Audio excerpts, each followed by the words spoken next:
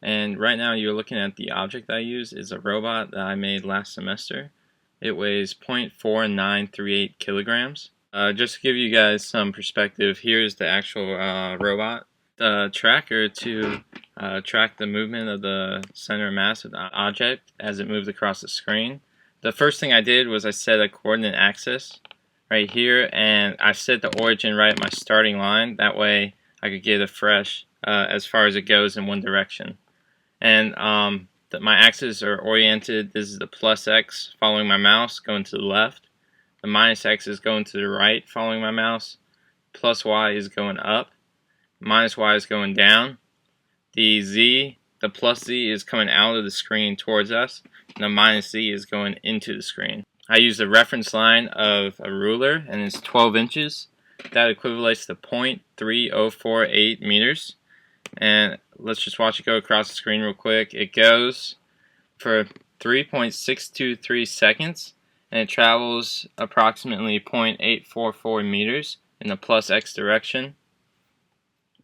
It also says that it travels in the minus Y, but I think that's actually due to error of my center of mass not clicking the same exact spot on the Y every time.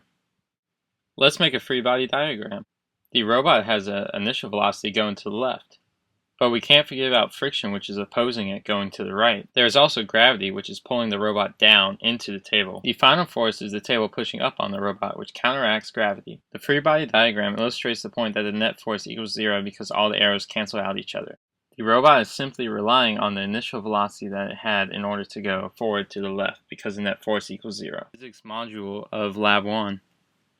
I plugged in an initial condition of the ball's mass, which was 0.4938 kilograms. I also plugged in my vector for the robot's position. It was 0.001 because it wasn't exactly started on the exact origin going into X. The robot's velocity, the initial velocity, was 0.23268 meters per second, and I started the clock at t equals 0. It goes to t equals 3.623. I also have a delta t of 0.01. I did this because this would give me a total of 362 points when it graphs it on the physics module using Python. I then used Newton's second law, which is also called the momentum principle. Vf equals Vi plus Fnet divided by m times delta t. I plugged that in right here. This force is 0. It's just the initial velocity stays constant throughout the whole video, because all of this goes away because Fnet is 0. And then the ball's position updates every time because it's the robot's velocity times the delta t, which is 0.01, plus the ball's position. As you can see from these two graphs, the one over here is the displacement. You can see that it doesn't return back to the origin, which is the small yellow dot, that it continues on to the point, 0.8451, which is where the big blue dot is. And then you can also see, because my position on my Y and time on the X is, because the line that forms is constant, that means that the first derivative of position, which is velocity, is constant, which means that it's linear and straight. It also means that there is no acceleration. Module of my robot's position versus time. The blue is my tracker position, and the model is the red line.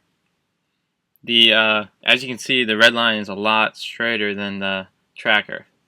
I believe this is due to errors in clicking on the Y once again and the X not being in the exact same center every single time.